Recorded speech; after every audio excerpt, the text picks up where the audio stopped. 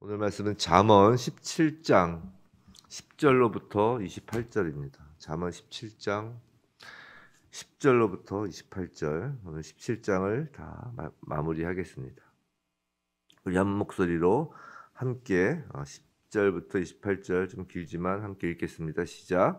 한마디 말로 총명한 자에게 충고하는 것이 매 100대로 미련한 자를 때리는 것보다 더욱 깊이 박히느니라. 악한 자는 반역만 힘쓰나니 그러므로 그에게 잔인한 사자가 보냄을 받으리라. 차라리 새끼 빼앗긴 암곰을 만날지언정 미련한 일을 행하는 미련한 자를 만나지 말 것이니라. 누구든지 악으로 선을 갚으면 악이 그 집을 떠나지 아니하리라. 다투는 시작은 둑에서 물이 새는 것 같은즉 싸움이 일어나기 전에 시비를 그칠 것이니라. 악인을 의롭다 하고 의인을 악하다 하는 이 두 사람은 다 여호와께 미움을 받느니라. 미련한 자는 무지하거늘 손에 값을 가지고 지혜를 살해함은 어찌 민고. 친구는 사랑이 끊어지지 아니하고 형제는 위급한 때를 위하여 낳느니라. 지혜 없는 자는 남의 손을 잡고 그의 이웃 앞에서 보증이 되느니라. 다툼을 좋아하는 자는 죄가를 좋아하는 자요 자기 문을 높이는 자는 파괴를 구하는 자니라. 마음이 굽은 자는 복을 얻지 못하고 혀가 패역한 자는 재앙에 빠지느니라. 미련한 자를 낳는 자는 근심을 당하나니 미련한 자의 아비는 낚시 없느니라. 마음의 즐거움은 양약이라도 심령의 근심은 뼈를 마르게 하느니라. 악인은 사람의 품에서 뇌물을 받고 재판을 굽게 하느니라.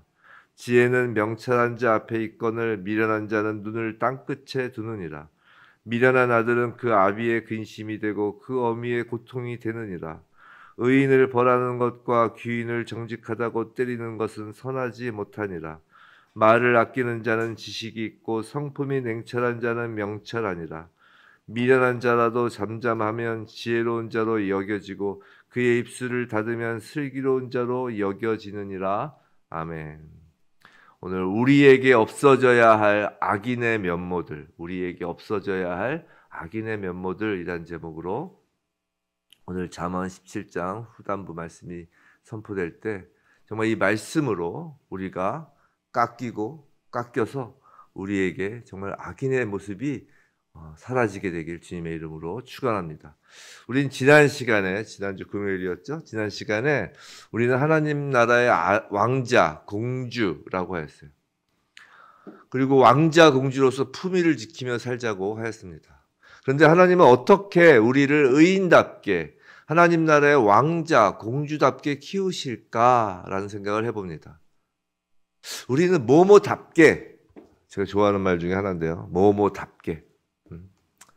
학생은 학생답게, 목사는 목사답게, 예수 믿는 사람은 예수 믿는 사람답게, 어떤 뭐뭐답게, 이 뭐뭐답게, 이게 합당하게라는 뜻이거든요. 합당하게, 성경적 용어로 하면. 뭐뭐답게 살기 위해서는 우리는 무언가를 우리가 막 무엇을 해야 한다라고 생각하기 쉽습니다. 예를 들어 방금 예를 든 학생답게 살기 위해서는 공부를 해야 한다라고 생각하죠. 자, 참된 부모답게 하려면 자녀를 잘 키워내야 한다라고 생각합니다. 또 자녀답게 산다는 것은 또 부모를 효도하는 것이라고 생각하죠. 이런 식으로 무엇을 하는 것으로 답게, 무엇을 하는 것으로, 무언가 우리가 doing, 우리가 뭔가를 이루는 것으로 답게 되려고 합니다.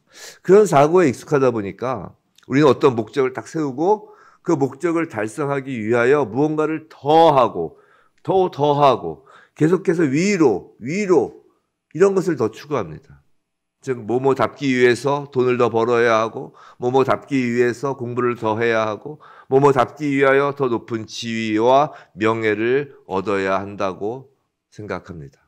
나답기 위하여, 그 중에 가장 대표적인 게 나답기 위하여 더 높은 지위와 명예를 구하고 돈을 구하고 공부를 더 하려 하고 그런 것입니다.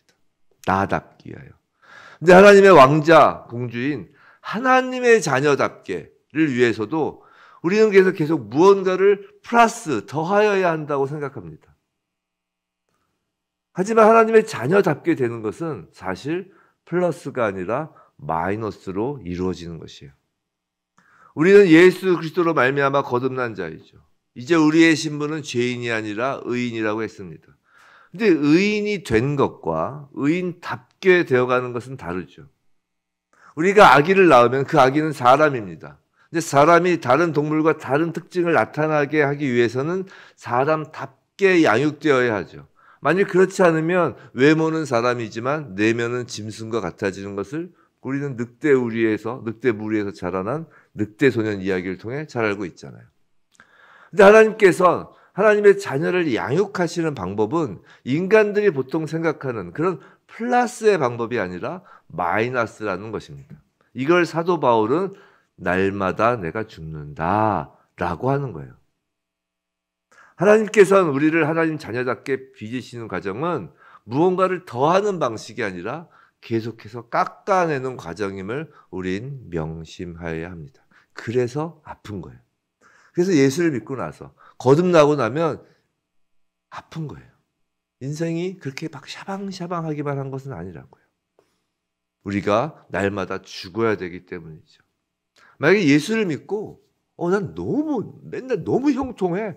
막 꽃길이야. 예수 믿고 나서부터 이제 천국 갈 때까지 그냥 꽃길이야. 이 세상적으로 말입니다. 난 너무 잘난 사람이야. 하나님까지도 날 인정해 주신 사람이네. 라고 하면서 나의 잘남이 더욱더 극에 이르는 사람들은 예수를 믿은 게 아니에요. 예수를 믿으면 깎이는 것이지 더해지는 것이 아닙니다. 사랑하는 성도 여러분, 성령님이 우리 마음에서 하시는 일은 바로 우리를 과거의 악인의 모습에서 깎아내는 거예요. 그 악인의 모습을 깎아내는 일입니다. 어떻게 해요? 말씀으로 그 일을 하세요. 그래서 이번 주일날 설교 때 세족식 장면 주일 설교했죠. 그때 예수님께서 제자들의 발을 물로 씻으시잖아요. 그 물이 상징하는 게 바로 성령 말씀이에요. 예수님은 우리의 발을 성령 말씀으로 씻으셨다는 건 매일 그렇게 닦아낸다는 거예요. 씻어낸다. 오늘 잠언 말씀은 우리에게 남아있는 악인의 여러 모습들을 이 말씀으로 우리의 여러 모습이 깎아내어져야 할 것입니다. 십자가에 못 박아 죽여져야 할 것이에요. 우리 한번 간략하게 좀 양이 많으니까 한번 보겠습니다. 10절 말 한마디 말로 총명한 자에게 충고한 것이 매 100대로 미련한 자를 때리는 것보다 더욱 깊이 박히느니라. 자, 이 말씀은 자신의 잘못을 교정하지 못하는 완고한 사람을 이야기하는 거예요. 완고한 것을. 생각해보면 우리가 돌이나 나무의 재료를 가지고 조각한다고 생각해 봅시다. 그때 어떻게 하나요? 가장 먼저 외부의 두꺼운 부분을 아주 조각칼 중에서도 가장 강한 칼, 가장 둔탁한 칼로 잘라내죠. 처음부터 나무나 돌덩어리 갖다 놓고서 막 세밀한 조각칼로 이렇게 조각하지 않잖아요. 일단 깎아내야 되잖아요. 팍팍팍 쳐내야 되잖아요. 그 완고한 부분을. 이처럼 성령이 우리를 빚어가실 때 가장 먼저 하시는 게 그 완고함을 제거하시는 거예요. 11절 악한 자는 반역만 힘쓰나니. 자, 악한 자의 반역은 하나님을 대적하는 것이에요. 그러므로 그에게 잔인한 사자가 보냄을 받아. 여기서 사자는 라이언을 얘기하는 게 아니에요. 하늘의 사자, 천사 그런 것이죠. 하나님이 사자를 보낸다는 거예요. 그렇기 때문에 여기서의 반역은 1차적으로 하나님을 대적하는 것입니다. 악한 자의 반역은 하나님을 대적하는 것을 의미해요. 성령님은 우리가 하나님께 반역하던 자임을 깨닫고 우리 마음을 하나님께 돌려놓는 일을 하십니다. 우리 모두 하나님께 반역하던 자들이었어요. 다 대적자였다고요. 우리가 거듭나기 전에는. 그렇기 때문에 우리는 여전히 그 광야에 있었던 그 이스라엘 백성 보세요. 늘 불평불만. 모세한테 대적했다는 건 하나님께 대적했다는 것이에요. 그렇기 때문에 그것을 깨트리십니다. 하나님은. 12절 차라리 새끼 빼앗긴 앙곰을 만날지언정 미련한 일을 행하는 미련한 자를 만나지 말 것이니라. 이렇게 한번 쭉 리스트를 보는 거예요. 하나님께서 뭘 우리에게서 깎아내시고자 하시는 것인지. 이 새끼를 빼앗긴 앙곰에 비유하면서 지금 12절에서는 여기서 말하는 건 악인의 호전성, 포악성을 표현하는 거예요. 새끼 빼앗긴 앙곰을 얼마나 무서워요. 막 달겨들잖아요. 앞뒤 안 가리고. 그 호전성, 포악성을 표현하는 거라고요. 성경에서 예를 들면 이런 사람들 있습니다. 정말. 예수 믿는다고 하면서도 있어요. 막 포악한 사람들. 예를 들어서 선지자 예레미야를 구덩이에 생매장하였던 이스라엘 고관들 생각해 보세요. 이게 포악한 거예요. 굳이 그러지 않아도 그렇게까지 하는 거죠. 그렇게까지. 예수를 제거하려고 유아들을 2살 이하의 유아들을 다 죽이는 그 헤로드 왕 같은 모습이에요. 그렇게까지 안 해도 되잖아요. 근데 그렇게까지 밀고 나가는 그 포악성을 갖고 있는 사람들이 있다니까요. 교회 안에도 예수를 믿는다고 하면서도 성도는 그 포악성이 없는 사람이에요. 없어야 합니다. 그래서 끝간데까지 가지 못해요. 끝간데까지. 그래서 악을 악으로 갚는 것을 하나님께서 경고하시는 거예요. 악을 악으로 갚지 말라는 거예요. 원수 갚는 것을 하나님께 맡기라고 이야기를 하신 이유는 괴물을 대항하려다가 괴물이 되어 버릴까, 하나님의 자녀들이 괴물이 되어 버릴까 싶어서 그런 것입니다. 13절, 누구든지 악으로 선을 갚으면 이라고 하죠. 자, 악으로 선을 갚는 모습은 성도에게 있을 수 없죠. 왜냐하면 악으로 선을 갚는 모습은 뭐냐면 당신의 백성을 구원하시기 위해 오신 예수 그리스도를 오히려 십자가에 못 박기를 요구하였던 유대인들의 모습, 그 모습이 바로 악으로 선을 갚는 모습이기 때문이에요. 14절, 다투는 시작은 뚝에 물이 새는 것 같은즉 싸움이 일어나기 전에 시비를 그칠 것이니라. 사랑하는 성도 여러분, 하나님은 하나님의 자녀가 사소한 일로 다투기를 원하지 않으십니다. 사소한 다툼은 큰 싸움으로 변하기 쉽기 때문이에요. 그리고 그렇게 싸움이 커지면 의인의 모습을 더 이상 유지하기 쉽지 않기 때문입니다. 마음을 지키는 것은 큰 것이 아니에요. 사소한 것부터 시작하는 것입니다. 제가 옛날에 집안에서 싸움 나는 걸 보면 후라이팬 태우는 걸 가지고 싸우더라고요. 후라이팬을 왜 태우느냐 말하니 그걸로 싸움이 되게 커지는 걸 봤어요. 내가 야, 후라이팬 그 만 원짜리 후라이팬으로 이렇게 집안이 들었다 놨다 할 수가 있구나 생각을 했습니다. 사소한 것부터 마음을 지켜야 됩니다.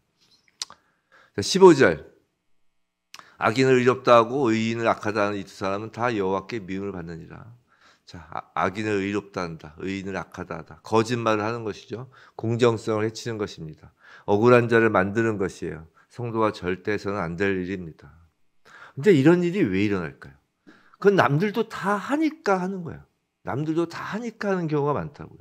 처음부터 대놓고 그러려고 하는 사람 없잖아요.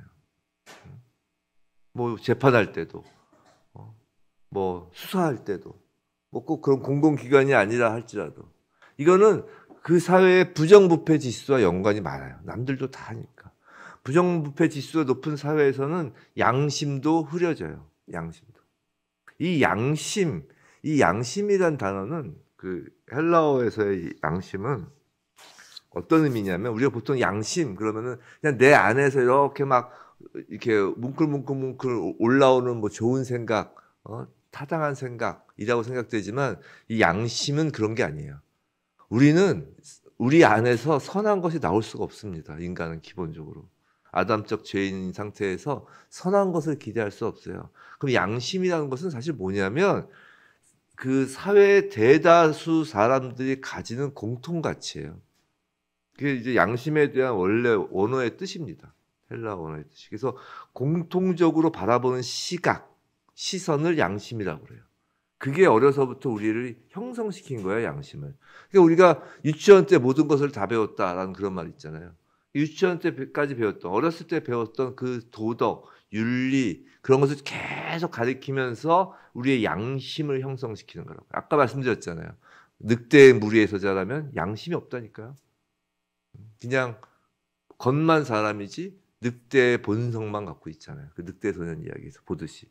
근데 계속 배우면서 양심을 갖는 거예요. 즉 사회의 공통 가치라고요. 그렇기 때문에 사회가 부패하면 할수록 양심이 왜곡되어지고 굳어지는 것이에요. 그래서 로마서 말씀에 그 불의에 대하여 이야기할 때 나중에는 결국은 악한 자들이 그 악을 선이라고 이야기를 하고 악한 것이 옳다고 이야기를 해도 사람들이 다 거기에 박수친다고 그러잖아요. 우리가 지금 살아가는 세상이 점점 마지막 때 말세로 가고 있는 것을 우리는 보면서 그런 걸 보면서 아는 거예요. 온갖 포장을 하죠. 그러면서 당연히 악한 것이어야 하는데 하나님의 시각에서 악한 것이어야 하는데 그걸 다 선한 것으로 포장을 합니다. 하나님은 그런 그 굳어진 왜곡된 양심, 굳어진 마음을 깨트리길 원하시는 거예요.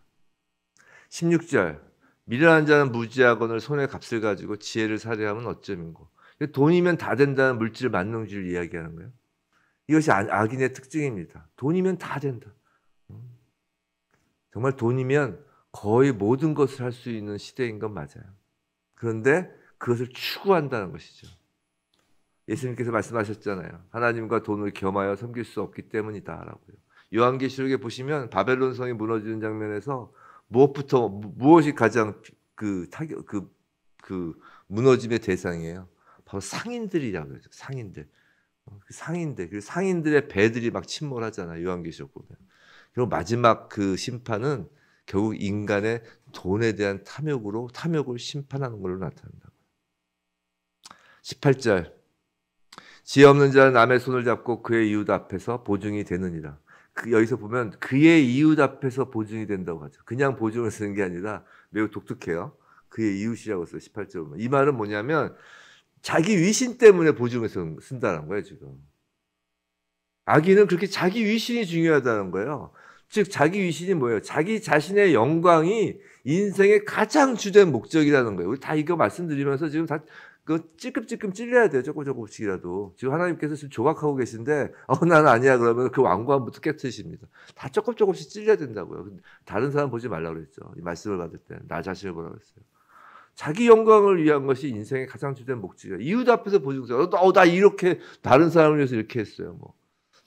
그래서 예수님께서도 구제할 때 오른손이 하는 것을 왼손이 모르게 하라고 하시는 거예요. 자기 영광, 자기 걸 드러내지 말라고. 위신을 무엇보다 중요하게 여기는 것입니다. 이런 모습을 하나님은 주로 어떤 것을 통해서 깎아내실까요? 고난을 통해서 깎아내세요. 고난을.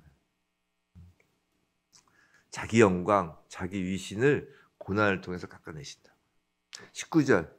다툼을 좋아하는 마음, 자기 문을 높이는 그 강한 자기 의를 이야기하죠. 19절 다툼을 좋아하는 자, 또 자기 문을 높이는 자. 자기 문을 높인다는 건 강한 자기 의의 모습입니다. 22절. 자, 좀 다 볼 수는 없고요. 그리고 중간중간에 이제 경고성, 이전에 반복됐던 것도 있으니까 그런 건지 생략하겠습니다. 22절. 마음의 즐거움은 양약이라도 심령의 근심은 뼈를 마르게 하느니라. 자, 뼈를 마르게 하는 심령의 근심도 죄입니다. 여러분, 근심, 염려가 죄예요, 죄. 죄의 증상이에요. 우리의 죄의 증상 중에 그 가장 여러 가지 증상이 있지만 마음에서 오는 죄의 증상. 모든 질병은 죄의 증상이에요. 모든 질병은. 하나님은 질병을 주시는 분은 아니세요. 하나님이 막 고난을 막 부어넣으시는 분이 아니세요. 물론 이제 하나님의 자녀를 빚기 위하여 정말 연단하기 위하여 풀무불 같은 고난을 허락하실 때는 있지만 그 고난 자체의 그 원천은 그 죄의 증상이에요. 질병도 마찬가지죠. 근데 마음의 그 죄의 증상은 그 근심입니다. 염려예요. 즉 두려움으로부터 오는 것이죠. 그것이 더 발전하면 이제 근심 염려가 발전되면 두려움이잖아요. 이 극심한 근심은 근심 중에서도 뼈를 마르게 한다는 건 매우 극심한 근심이잖아요. 이 극심한 근심은 이것이 바로 믿음 없음의 모습인 것이에요. 마지막으로 27절, 28절 보겠습니다. 27절, 28절. 아까 23절 보면 뭐 뇌물 나오죠. 아까 그 공정성을 해치는 거 그거 이제 대동소이한 거예요. 그리고 26절 의인을 벌하는 것과 귀인을 정직하다고 때리는 것 이거 역시 포악성과 그 다음에 의인을 악인이라고 하고 악인을 의인이라고 하는 그 공정성을 해치는 그런 내용들과 이제 대동소이하게 반복되는 거예요. 27절, 28절로 넘어가겠습니다. 27절, 28절 말을 아끼는 자 또 미련한 자도 잠잠하면 지혜로운 자 입술을 닫으면 즉 가장 중요한 건 역시 마지막에 입술입니다. 우리 잠언에서 계속 반복하죠. 입술에 대한 경고를 하십니다. 하나님은 선지자 이사야의 입술을 숯불로 정결케 하셨어요. 그런 것처럼 하나님 자녀들의 입술을 정결케 하십니다. 우리로 하여금 말을 아끼게 하시며 입술을 닫아 잠잠함으로 하나님의 지혜가 드러나게 하십니다. 사랑하는 성도 여러분, 오늘 본문을 통하여 여러 가지 악인의 모습을 보았죠. 근데 이것을 우리가 뭘 막 노력해서 악인의 모습을 없애려고 막 노력하고 막 그러려면 힘들고 버겁습니다. 하지만 우리를 의인답게 만들기 원하시는 분은 우리 아버지 하나님이세요. 우리가 원하는 것보다 더 원하십니다. 예수님께서 발을 씻겨 주신다고요. 하나님이 우리를 깎고 다듬는 그 일을 하십니다. 날마다 아침에 이렇게 말씀을 받으며 날마다 기도 가운데 성령님과 교통하며 그 일을 하십니다. 그리고 하나님의 그 섭리, 우리를 향한 우리 하나님의 자녀 한 명 한 명을 향한 그 하나님의 섭리는 바로 이거예요. 성도 여러분, 마지막 때에 무엇을 가지고 하나님 앞에 서시렵니까? 솔직히 우리의 목적은 그거 아닌가요? 최종 골은 거기가 아닌가요? 하나님 앞에 무엇으로 서실 수 있겠어요? 여러분이 이 땅에서 이루어내신 것? 교회 세우고 건물 짓고 교회 건물 짓고 그런 것? 여러분이 전도한 사람 숫자 하나님 앞에서 헤아리실 거예요? 여러분이 저 이렇게 복음을 많이 전했어요. 그걸로 할까요? 여러분이 구제한 그걸로 하나님 앞에 흔드실 건가요? 여러분의 돈, 여러분의 지위, 명예 그런 건 당연히 아닌 걸 아시죠? 하물며 우리의 신앙생활 동안에도 우리가 무언가 하였다고 하는 것, 그것으로 하나님 앞에 내세울 수 있을까요? 예수님께서 말씀하셨잖아요. 마태복음에서 주여 주여 하는 자 다 천국에 들어가는 자가 아니라고. 주님의 이름으로 귀신도 쫓고 선지자 노릇하고 여러 가지를 행한 자들에게 예수께서 말씀하셨잖아요. 난 너희들 도무지 알지 못한다. 무엇으로 우리가 하나님 앞에 쓰냐면 바로 그렇게 깎이고 깎여서 하나님의 자녀된 모습으로 서 있는 것이에요. 그게 가장 중요한 것입니다. 그 일을 하나님이 하십니다. 성령의 열매는 성령의 열매예요. 성령님이 맺으시는 거예요. 성령님이. 그럼 우리가 가장 중요한 게 뭘까요? 아무것도 하지 말까요? 그건 아니죠. 우리가 가장 중요한 건 그 무엇을 하든 그 어떤 일을 하든 그 무엇보다 하나님 앞에 항복하는 것이 중요합니다. 항복하는 것이.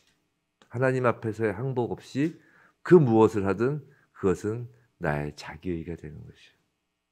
우리는 이 아침에 이렇게 예배에 나오고 기도하고 말씀으로 하루를 시작하는 이 모든 것은 우리가 무언가를 성취하고 구하는 것이 먼저 아니에요.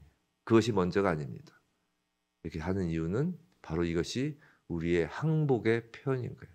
주님 앞에 온전히 내맡김, 항복입니다.